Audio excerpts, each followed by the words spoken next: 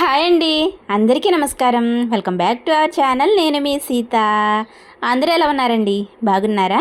మేము కూడా బాగున్నామండి. మీరందరూ కూడా బాగుండాలని ఆ దేవుని మనస్ఫూర్తిగా కోరుకుంటున్నాను. అయితే ఈరోజు మన వీడియో ఏంటంటేనండి, ఈరోజు నా ఈవినింగ్ రొటీన్ అయితే మీతో షేర్ చేసుకుందాం అనుకుంటున్నాను. మీకు కనుక నా వీడియోస్ నచ్చుతున్నట్లయితే తప్పకుండా వీడియోకి ఒక చిన్న లైక్ చేసి ఛానల్ని సబ్స్క్రైబ్ చేసుకుని సపోర్ట్ చేయండి. ఇప్పుడు వీడియోలోకి వెళ్ళిపోతేనండి, ఈరోజు మేము ఇంట్లోనే పసుపును తయారు చేసుకుంటున్నామండి. ఈ మధ్యన చాలా రోజుల నుంచి బయట ప్యాకెట్ పసుపును వాడడం అయితే మానేసాము. ఈ మధ్యన మనందరం కూడానండి, ప్రతి ఒక్కళ్ళం కూడా ప్యాకెట్ పసుపునే వాడేస్తున్నాం కదా. మేమేం చేసామంటే ఆ ప్యాకెట్ పసుపుని తీసుకురాకుండా పసుపు కొమ్మలను తీసి తెచ్చుకుని వాటిని శుభ్రంగా కడిగేసి ఎండలో ఆరబెట్టేసాము. తర్వాత లాస్ట్ టైం ఏం చేసామంటే రోట్లో దంచేసి అప్పుడు గుడ్డ జల్లెడ వేసాము. ఇప్పుడు ఏంటంటే రోట్లో దంచాలి అంటే ఎక్కువ టైం పడుతుంది అనేసి శుభ్రంగా పసుపు కొమ్మల్ని ఎండలో ఆరబెట్టేసిన తర్వాత అండి, ఇదిగోండి శనకాయలు రాయి అంటాం కదా, మనం మసాలాలు నూరుకుంటాం కదా, అందులో పసుపు కొమ్మలను వేసి ఇలా కచ్చాబచ్చాగా కొట్టేస్తున్నాం. ముందు ఇలా అమ్మమ్మ ఒకసారి, నేను ఒకసారి ఇలా శనకాయల రాయిలో వేసుకుని మేము ఇప్పుడు 2 కేజీల పసుపు కొమ్ములను తీసి తెచ్చుకొని పసుపును తయారు చేసుకుంటున్నాము. 2 కేజీల పసుపు కొమ్ముల్ని ముందుగా శుభ్రంగా నీటిలో వేసి కడిగేసి ఎండలో ఆరబెట్టేసుకోవాలి. ఆ తర్వాత మనం శనకాయల రాయిలో వేసుకుని ఇలా కొట్టామనుకోండి, తొందరగా పొడి అయిపోతుంది. ఇప్పుడు ఈ పొడిని మనం మిక్సీ పట్టుకోవాలి. ముందుగానే మిక్సీ పట్టేసామనుకోండి మళ్ళీ మిక్సీ పాడవుతుంది కదా, అందుకని ముందు ఇలా కచ్చాబచ్చాగా కొట్టేసుకుని పొడిగా అయిన తర్వాత అప్పుడు మిక్సీలో వేసుకుని మెత్తగా ఆడేసుకోవాలి. ఆ తర్వాత ఏమో మనం పిండి జల్లెడతో జల్లెడ వేసామనుకోండి కొంచెం గరిగ్గా వచ్చేస్తుంది అనేసి మేము పసుపుని తయారు చేసుకున్నప్పుడల్లా ఇలా గొడ్డ జల్లెడ వేసేస్తున్నాము. గొడ్డ జల్లెడ ఏంటి అనుకుంటున్నారండి, ఇది ఇక్కడ ఒక స్తంభానికి అలా తాడులా కట్టేసుకుని ఒక క్లాత్లో పసుపు వేసుకుని కాటన్ క్లాత్లో జల్లించామనుకోండి చాలా మెత్తగా వస్తుంది. దీనిని అమ్మమ్మ వాళ్ళేమో గుడ్డ జల్లెడ అనేసి అంటారు. ఇక అందుకని నేను కూడా మీకు అలానే చెప్పేస్తున్నాను. ఇది చాలామందికి ఈ ప్రాసెస్ తెలిసి ఉండదండి, నాకు కూడా ఈ మధ్యనే తెలిసింది. ఇది వరకు మన అమ్మమ్మలైనా నానమ్మలైనానండి పిండి వంటలు చేసేటప్పుడు బియ్యాన్ని రోట్లోనే దంచేసి అప్పుడు ఇలా గుడ్డ జల్లెడ వేసేవారంటండి. పిండి చాలా మెత్తగా వచ్చేదంట. ఇంక ఇదే ప్రాసెస్లో మొత్తం వంటలైనా పసుపైనా కారమైనా ఇలానే జల్లెడ వేసుకునేవారంట వాళ్ళైతేనే. ఇప్పుడు ఈ ప్రాసెస్లో అయితే ఎక్కడ కనిపిస్తున్నాయండి, మనం ఎక్కడ చూద్దామన్నా సరే ఎక్కడా కనిపించవు. ఇంకా మేమేంటంటే లాస్ట్ టైం కూడా పసుపుని ఇంట్లో తయారు చేసుకున్నాం కదా, అప్పుడు కేజీ పసుపు కొమ్మలతో పసుపును రోట్లో దంచాము. అప్పుడు మీరు ఆ వీడియో చూసారో లేదో కానీ ఆ వీడియోలో అయితే కేజీ పసుపు కొమ్మలతో పసుపుని తయారు చేసాము. అది కేజీ కొమ్మలతో అయితే చాలా రోజులు వచ్చేస్తుందండి. కానీ మాకేంటంటే అప్పుడు మా ఆవు దూడకి వైరస్ వచ్చిందండి. ఆ వైరస్ వచ్చినప్పుడు ఏంటంటే మా తాతయ్య ప్రతిరోజు కూడా వేపాకులు, కలబంద, ఇంకా ఇంట్లో తయారు చేసిన పసుపు ఉంది కదా, ఈ మూడింటిని కూడా మిక్సీ పట్టేసి రోజు తీసుకెళ్ళి ఆ ఆవు దూడకైతే రాసేవారు. ఇంకేంటంటే అప్పుడు పసుపుని ఎక్కువగా ఆవుకు రాసేయడం వల్ల పసుపు తొందరగా అయిపోయింది మాకు ఇంట్లోనూ. ఇంకా అందుకనేసి ఈసారి ఏం చేసామంటే 2 కేజీల పసుపు కొమ్మలు తీసుకొచ్చాము. ఎక్కువగానే పసుపు అయితే రెడీ అయ్యింది. ఇలా ఇంట్లో తయారు చేసిన పసుపుని చూసిందంటే మా అమ్మ కూడా పసుపుని ఇక్కడి నుంచి తీసుకెళ్తుంది. పసుపు కొమ్ముల్ని బయట మిల్లు దగ్గర ఇచ్చేసినా వాళ్ళు కూడా మిల్లు పడతారండి, పసుపు రెడీ అవుతుంది. కాకపోతే ఏంటంటే ఎక్కువ టైం పట్టేస్తుంది.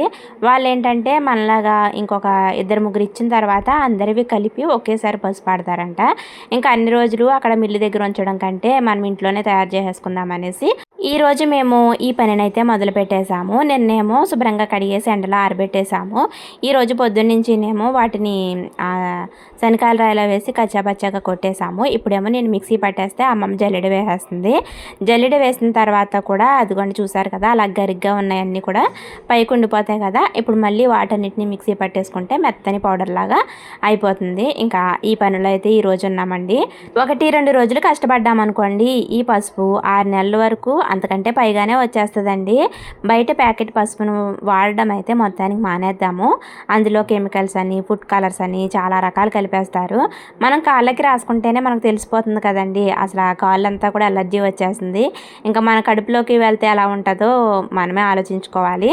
ఇంక ఇలా ఇంట్లో పసుపుని తయారు చేసేసాం కదా, ఈరోజు డిన్నర్లోకి నేను ఒక రోటి పచ్చడి చేద్దాం అనుకుంటున్నాను. ఎప్పుడు పండిన టమాటాలతోనేనా ఈరోజు పచ్చి టమాటాలతో పచ్చడి చేస్తే ఎలా ఉంటుందో చూసేద్దామండి. మా ఇంట్లో వేయకుండానే టమాటా మొక్క మొలిచింది. అది పెద్దగా అయింది. అక్కడ చూపించాను కదండీ! అదేంటంటే టమాటాలు పండాలంటే చాలా ఎక్కువ రోజులు పట్టేస్తుంది. చాలా రోజుల తర్వాత పండుతుంది. ఇంక అందుకని ఏంటంటే నేను పచ్చి టమాటాలతో కూడా కూర చేశానండి. కూర చాలా బాగుంది. పండిన టమాటాలతో చేస్తే కూరైనా, పచ్చడైనా ఇది ఇంకొక రకమైన టేస్ట్ వస్తదండి ఖచ్చితంగాను. ఇంట్లో పెంచిన టమాటాలు కాబట్టండి, టమాటాలు ఎంత గట్టిగా ఉన్నాయోనండి. మనం వాటికి ఎటువంటి మందులు ఇవ్వం కాబట్టి అవి తొందరగా పండట్లేదు. చెట్టుని ఎన్ని రోజులు చూసినా అలా పచ్చిగానే ఉంటున్నాయి. ఇంకా మనం మందులు వేయం కాబట్టి అవి చాలా గట్టిగా ఉన్నాయండి. ఇక్కడ ఏంటంటే మనం క్రికెట్ ఆడే బాల్ ఉంటది కదా! అంత గట్టిగా ఉందండి టమాటా అయితేని. ఇంకా నేను కట్ చేసేసుకుని వాటిని ఇప్పుడు రోటి పచ్చడి చేద్దామని అన్నిటిని ఫ్రై చేసేసుకుంటున్నాను. ముందుగా కొన్ని వేరుశెనగ గుళ్ళు, నువ్వులు రెండిటిని వేయించి పక్కకు తీసేసుకున్నాను. ఆ తర్వాత పచ్చిమిర్చి, టమాటా ముక్కలు ఈ రెండిట్లో కొంచెం పసుపును వేసి నూనెలో మగ్గించేసుకున్నాను. ఇప్పుడు రోటి దగ్గర కూడా వచ్చేసాను. వేయించుకున్న వేరుశెనగ గుళ్ళు, నువ్వులు, టమాటోలు, పచ్చిమిరపకాయలు, ఉప్పు, ఇంకా వీటితో పాటు మనం పచ్చడిలో చింతపండుని వేయాలి కదండి. చింతపండుకి బదులుగా నేనేంటంటే ఇక్కడ మామిడి ముక్కలు వేస్తున్నాను. ఈ వేసవికాలం వచ్చిందంటే అందరికీ ఎక్కువగా మామిడికాయలు దొరుకుతాయి కదా! మేమేం చేస్తామంటే ఎక్కువగా మామిడికాయలు దొరికినప్పుడల్లా అవి ఎవరిచ్చినా కానీ కాదనకుండా తీసేసుకొని వాటిని మనం మాగాయ పచ్చడి పట్టినప్పుడు చిన్న చిన్న ముక్కల్లా కట్ చేసేసుకుంటాం కదా! అలా చిన్న చిన్న ముక్కల్లా కట్ చేసేసుకొని అప్పుడు ఉప్పులో వేసేసి ఇంకా బాగా ఎండబెట్టేసి దాచేసుకున్నామనుకోండి అవి సంవత్సరం అంతా కూడా నిల్వ ఉంటాయి. ఆ తర్వాత ఏంటంటే పులుసు కూరల్లో కానీ లేదంటే పప్పుచారులో కానీ ఇలాంటి పచ్చళ్ళు చేసుకున్నప్పుడు కానీ కొంచెం మామిడి ముక్కలు వేసుకున్నాం అనుకోండి టేస్ట్ చాలా బాగుంటుందండి. మనం మామిడికాయ పప్పు చేసుకున్నట్టే ఉంటుంది. ఆ ఉప్పులో బద్దలు వేసేసుకుని పప్పు వండుకున్నాం అనుకోండి మామిడికాయ పప్పులా ఉంటుంది. మామిడికాయ ముక్కల్నే చింతపండు బదులుగా ఈ పచ్చళ్ళు అయితే వేసేస్తున్నాను.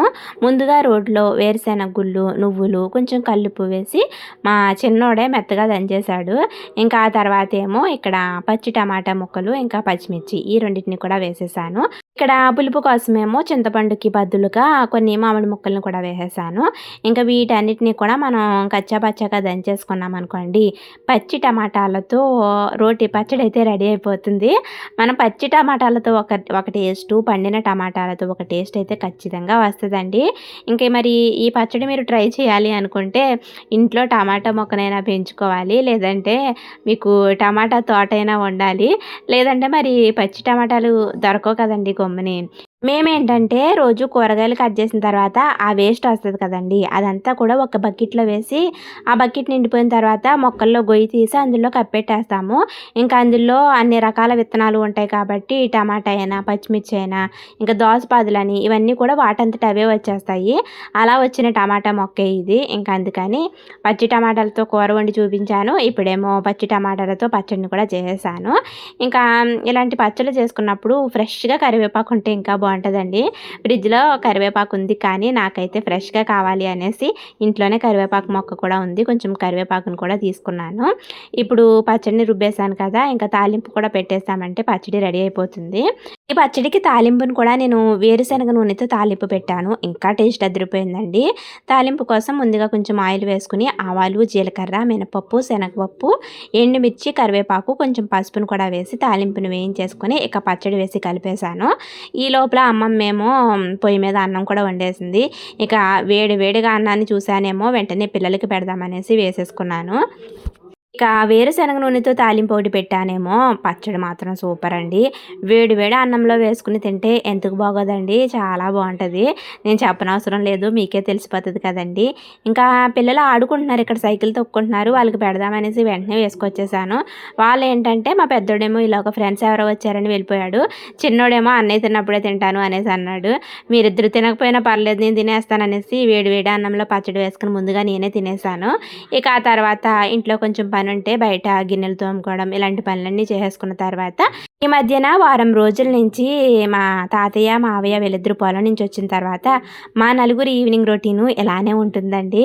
ఇక బయట ఒక టేబుల్ ఫ్యాన్ పెట్టేసుకుని వేరుశెనగ కాయలైతే ఒలుస్తున్నాము. మాకు తెలిసిన వాళ్ళ దగ్గర ఒక బస్తా వేరుశెనగ కాయలైతే కొన్నారండి. వీటిని ఇంట్లోకి మనం వాడుకోవడానికి కొన్నేమో నూనె ఆడిచ్చేద్దామనేసి తీసుకున్నాము.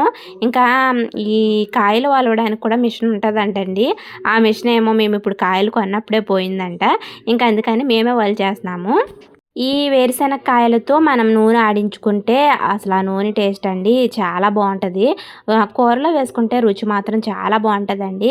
ఇంక ఇప్పుడు మేమేంటంటే పచ్చళ్ళు పట్టుకోవాలి కదా, బయట ప్యాకెట్ నూనె కొనకుండా ఈ నూనెని ఆడించేసుకుని పచ్చళ్ళలో వేసుకుందాం అనేసి ఒక బస్తా వేరుశెనగ కాయలైతే కొనుక్కున్నాము. బయట మనం ప్యాకెట్ వేరుశనగ నూనె కొనుక్కుంటేనండి ఖచ్చితంగా కల్తీ అనేది జరుగుతుంది. జరగకుండా వాళ్ళైతే మనకి అమ్మరు కదా. ఇక ఇలా ఇంట్లో మనం వేరుశనగ కాయలను కొనుక్కొని మన చేతుల మీదుగా మనం నూనె ఆడించుకున్నామనుకోండి, ఇంకా టేస్ట్ అయితే చాలా బాగుంటుంది. వేరుశనగ కాయలే కొనుక్కోవాల్సిన అవసరం లేదు, గుళ్ళు కూడా దొరికేస్తున్నాయి కదా. ఒక 10 కేజీల గుళ్ళు మనం తీసేసుకుని నూనె ఆడించుకున్నాం అనుకోండి, ఈ పచ్చళ్ళకైనా కూరలకైనా టేస్ట్ అయితే చాలా బాగుంటుందండి. కొంచెం నూనెనే వేసుకున్నా కానీ కూర అయితే చాలా బాగుంటుంది. ఈ మధ్యన నేను ఒక్కోసారి కూరల్లో కూడా వేసేస్తున్నాను. ఇప్పుడు ఏంటంటే కొన్నేమో ఇంట్లో చట్నీలకి వాడడానికి ఉంచుకొని కొన్నేమో నూనె ఆడించేసుకుంటే, ఇప్పుడు మనం పచ్చళ్ళు పట్టుకునే సీజన్ కాబట్టి పచ్చళ్ళలో వేసేసుకుంటే పచ్చడి టేస్ట్ మాత్రం ఇంకా బాగుంటుందండి. ఇలా చేద్దామనేసి మేము ఈ మధ్యన ఒక వారం రోజుల నుంచి కూడా వేరుశెనగకాయలు వలుస్తున్నాము. ఈరోజు కూడా అదే పని జరుగుతూ ఉంది. ఇక మాతో పాటు రోజు పిల్లలు కూడా జాయిన్ అవుతున్నారు. ఇది వాటి నా ఈవినింగ్ రొటీన్ అండి. ఈ పసుపు ఆడడం దగ్గర నుంచి వేరుశెనగకాయలు వలవడం వరకు ఇలా పనులైతే జరుగుతున్నాయి. ఇంకా రోటి పచ్చడి చేసేసాను కదా, పొద్దున్నేమో పప్పుచారు కాసాను, ఇంకా అందుకని రోటి పచ్చడి కూడా చేసేసాను. ఈరోజు మా డిన్నర్ అయితే కనుక పప్పుచారు ఇంకా పచ్చి టమాటాలతో రోటి పచ్చడి, ఇలా అయితే భోజనం కూడా చేసేస్తాము. ఇది వాటి వీడియో అండి. మీకు కనుక నా వీడియోస్ నచ్చుతున్నట్లయితే తప్పకుండా వీడియోకి ఒక చిన్న లైక్ చేసి ఛానల్ని సబ్స్క్రైబ్ చేసుకోండి. మరొక మంచి వీడియోతో మళ్ళీ మీ ముందుకు వచ్చేస్తానండి. అప్పటి వరకు ఉంటానండి. బాయ్ అండి. బాయ్.